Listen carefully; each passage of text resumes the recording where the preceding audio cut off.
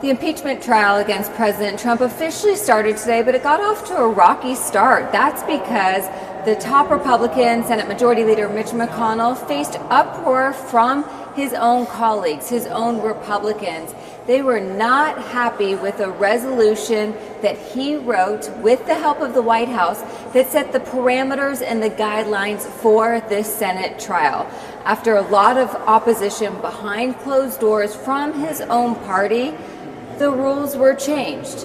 Instead of just 2 days for each side to present their case, now each side will have 3 days, something that Republicans and Democrats wanted.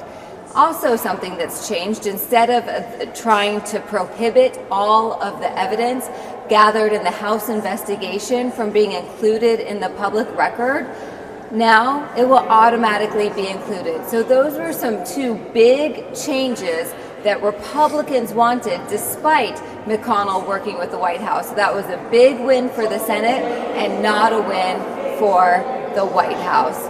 Now that Republicans are once again united, they went to the Senate floor to start the impeachment trial, and the day led to hours and hours long of partisanship. That's because Senate Democrats, they offered amendment after amendment to force this issue of witnesses and documents. They say that new witnesses and documents needed to be put into this process at the forefront. They are saying it is not a trial without this. Now, Republicans once again stayed united, saying that we will get to that question down the road. First, let's hear the opening statements. Let's hear some of the evidence that's already presented, and then we'll get there. So, after a very, very long day, what's up next?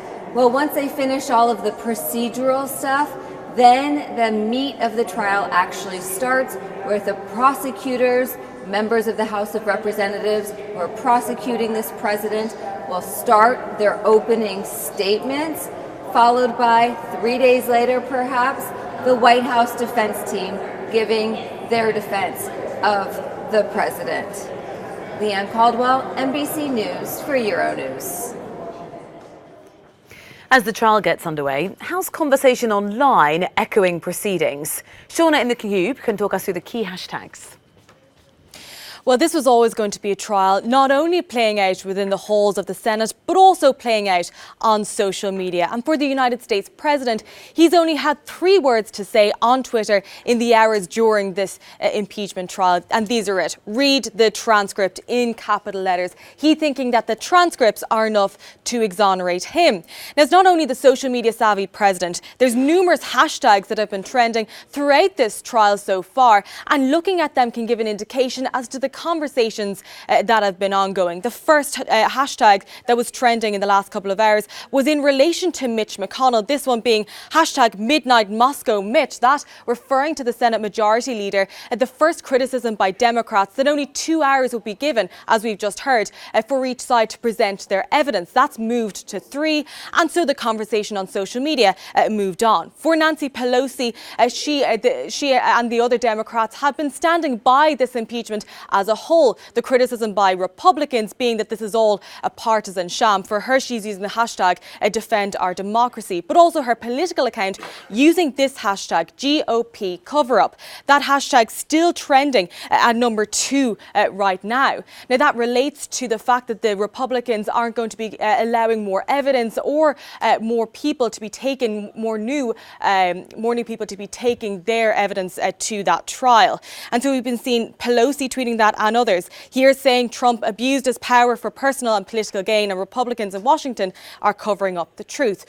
But for Republicans, they've been using another hashtag, this being hold the line, going back to this echoing sentence that this is all about partisanship here. That hold the line often used for military purposes, but often also used for journalists with regards to standing up to journalistic integrity and freedom. But does this add to conversations? That's something else that people have been picking up on.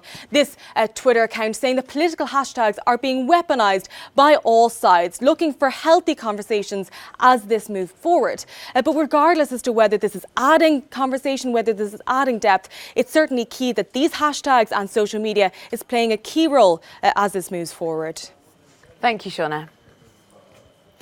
The Senate trial is expected to last for several weeks. For more on what we can expect to come, I'm joined now by Alistair Sanford in the studio. Morning, Alistair. Morning, Rosie.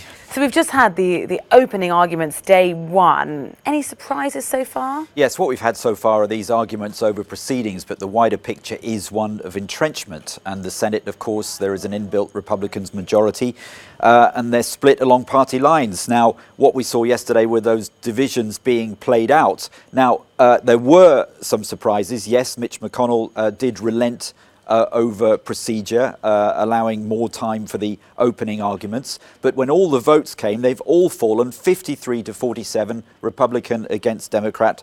The Senate has that Republican majority. The Senate has rejected Democratic bids at each stage for documents and evidence to be put forward. And this is basically because the Republicans don't think that the impeachment should be happening at all. Donald Trump continues to call it a witch hunt. And the Republicans say the Democrats abuse their process in the House of Representatives, and they defend what's happening in the Senate as fair and impartial, whereas the Democrats say what the Republicans are doing is anything but. And the Democrats say the Senate is on trial here, and Trump and the Republicans they accuse of a cover-up. So based on what we've seen so far, very early stages, how does it look like the trial's going to unfold? Well, people are watching behind the scenes to see if there's any movement there, and there are key figures such as Mitch McConnell and Chuck Schumer, but few expect any deviation from this entrenched party allegiance. What we've got now is this big battle over which witnesses will be called, if any. The Democrats want witnesses and documents to be put forward. They want a forensic examination of the evidence. They point to public opinion, which they say shows that Americans want the evidence to be heard. And they say that the serious nature of these charges should not be underestimated. President Trump is accused of a major abuse of power, selling out national security, manipulating foreign policy, sacrificing US interests. Why? All for a personal re-election campaign. But the major factor here is behind everything, as we've been hearing, that American politics remains incredibly partisan. And like Americans generally, Congress is entrenched along those party lines. It was confirmed with the midterms a couple of years ago.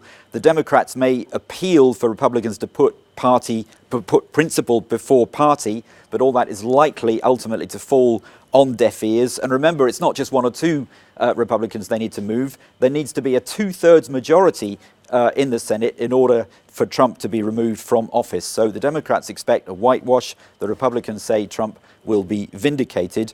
This is only the third time in history that we've had an impeachment process an impeachment trial in the Senate, and no previous occasion has a president been removed from office, and few are expecting any change this time round.